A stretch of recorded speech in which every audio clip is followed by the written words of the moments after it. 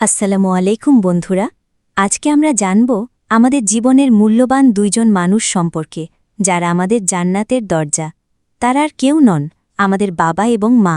আমরা অনেক সময় বাইরে বন্ধুদের সাথে খুব হাসিমুখে কথা বলি, অন্যদের বিপদে ঝাঁপিয়ে পড়ি, কিন্তু দিন শেষে যখন ঘরে ফিরি তখন ক্লান্তির দোহাই দিয়ে সেই মা বাবার সাথেই খিটখিটে মেজাজ দেখাই, যারা সারা দিন আমাদের ফেরার অপেক্ষায় থাকেন।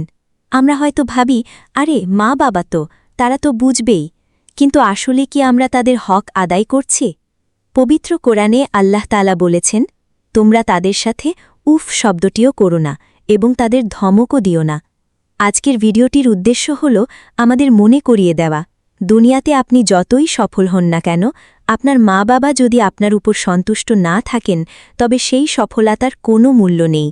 কারণ রাসূলুল্লাহ সাল্লাল্লাহু আলাইহি ওয়াসাল্লাম বলেছেন, পিতার সন্তুষ্টিতে আল্লাহর সন্তুষ্টি, আর পিতার অসন্তুষ্টিতে আল্লাহর অসন্তুষ্টি। আজকে আমরা শিক্ষা নেই, যত কষ্টই হোক অন্তত মা বাবার সাথে কথা বলার সময় যেন আমাদের আওয়াজটা নিচু থাকে এবং মুখে একটা হাসি থাকে, কারণ এই মানুষগুলো খুশি থাকলেই আমাদের দুনিয়া ও আখিরাত দুইটাই সুন্দর হবে।